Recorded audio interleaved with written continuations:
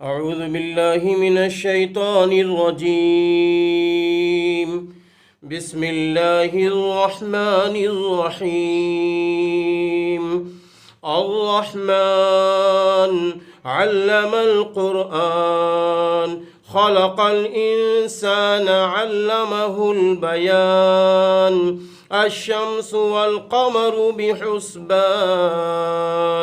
والنجم والشجر يسجدان والسماء رفعها ووضع الميزان ألا تطغوا في الميزان وأقيموا الوزن بالقسط ولا تخسروا الميزان.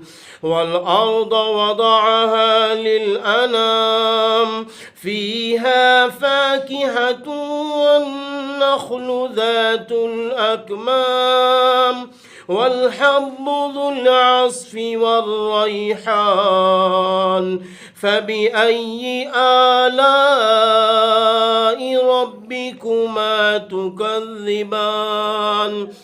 خلق الإنسان من صلصال كالفخار وخلق الجان من مارج من نار. فبأي آلاء ربكما تكذبان؟ رب المشرقين ورب المغربين. فبأي آلاء ربكما تكذبان؟ مرج البحرين يلتقيان بينهما برزخ لا يبغيان. فبأي آلاء ربكما تكذبان؟ يخرج منهما اللؤلؤ والمرجان. فبأي آلاء ربكما تكذبان؟ صدق اللہ العظیم. ترجمہ. شروع کرتا ہوں اللہ کے نام سے جو نہایت مہربان رحم والا ہے. رحمان نے قرآن کی تعلیم دی. اس نے انسان کو پیدا کیا، پھر اس کو گویائی سکھائی. سورج اور چاند حساب کے ساتھ چلتے ہیں اور بے تنے کے درخت اور تنے دار درخت اللہ کے مطیع ہیں. اور اسی نے آسمان کو اونچا کیا اور اسی نے دنیا میں ترازو رکھ دی تاکہ تم تولنے میں کمی بیشی نہ کرو، اور انصاف اور حق رسانی کے ساتھ وزن کو ٹھیک رکھو اور تول کو گھٹاؤ مت.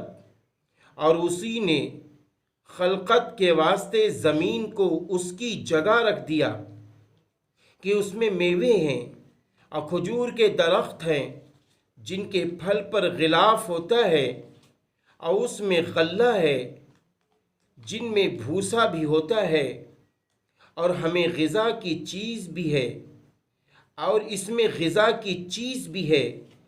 سوائے جن و انس تم اپنے رب کی کون کون سی نعمتوں کے منکر ہو جاؤ گے؟ اسی نے انسان کی اصل یعنی آدم علیہ السلام کو ایسی مٹی سے جو ٹھیکرے کی طرح بجتی تھی پیدا کیا، اور جنات کو خالص آگ سے پیدا کیا. سو اے جن و انس تم اپنے رب کی کون کون سی نعمتوں کے منکر ہو جاؤ گے؟ وہ دونوں مشرق اور دونوں مغرب کا مالک ہے.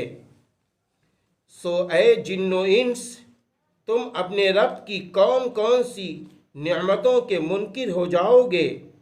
اسی نے دو دریاؤں کو صورتاً ملایا کہ ظاہر میں باہم ملے ہوئے ہیں، اور حقیقتاً ان دونوں کے درمیان میں ایک حجاب قدرتی ہے کہ دونوں بڑھ نہیں سکتے. سو اے جن و انس تم اپنے رب کی کون کون سی نعمتوں کے منکر ہو جاؤ گے